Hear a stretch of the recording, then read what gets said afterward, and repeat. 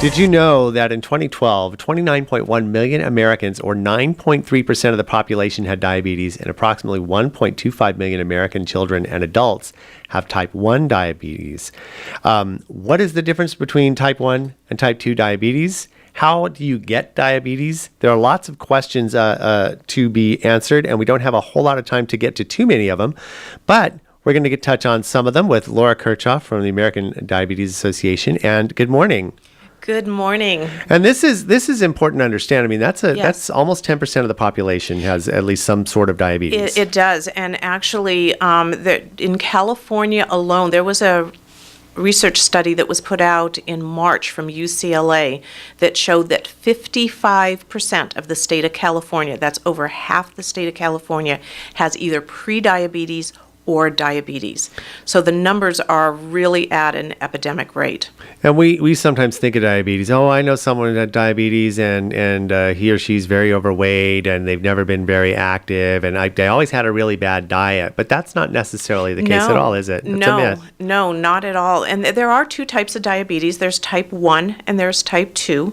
Type 1 diabetes you are born with. It can be genetic. There's a family history involved, but not always. I mean, there are children born with diabetes where there is no family history. And that is pretty much when your pancreas does not produce the insulin that's needed to keep your glucose levels where they should. And they are pretty much dependent for the rest of their lives. And currently there is not a cure. So that is part of what the American Diabetes is doing very actively is trying to find a cure through research. And then there's also type 2. And type 2 can be prevented. It is very much prevented. It can be caused by a poor diet, poor nutrition, lack of exercise. That's very true. It can be, but not always. So it is something, though, when your doctor says, hey, your glucose levels are a little out of the range where they should be, that is something to be taken very, very seriously. You know, if you are told you are pre-diabetic, that is extremely important that you get that in check. And then again, that can be controlled with your exercise, your diet, your nutrition. But because once you become going into being more of a diabetic on that, then it cannot be reversed. Right. You know, there's a lot of myths that, oh yeah, I used to be diabetic and now I'm not. Once you become diabetic, you are diabetic. But if you are pre-diabetic, you certainly can reverse that. And a lot of that does have to do, you know, with exercise and nutrition on there. So walking is really important.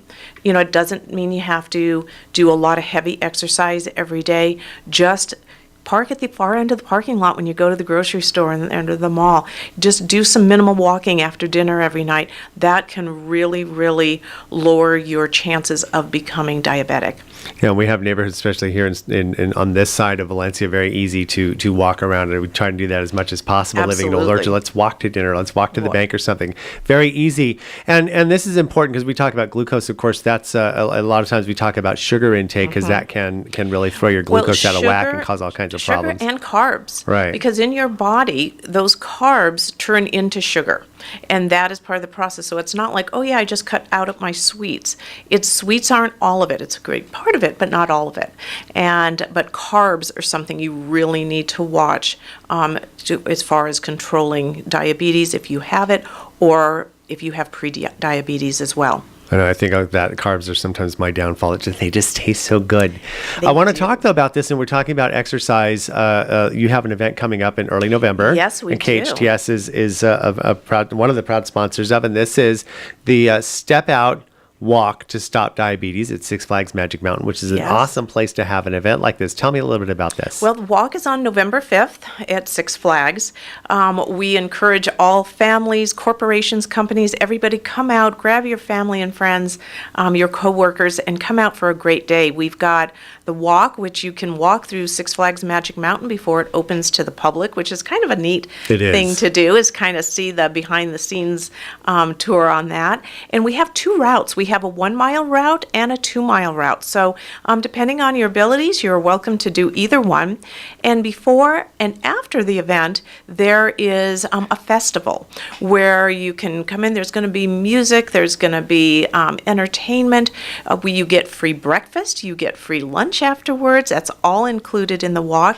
It is a fundraiser, of course, for the American Diabetes Association, but there is not a fee at all. It is free to come in and do the walk. You can learn a lot about diabetes and overall health.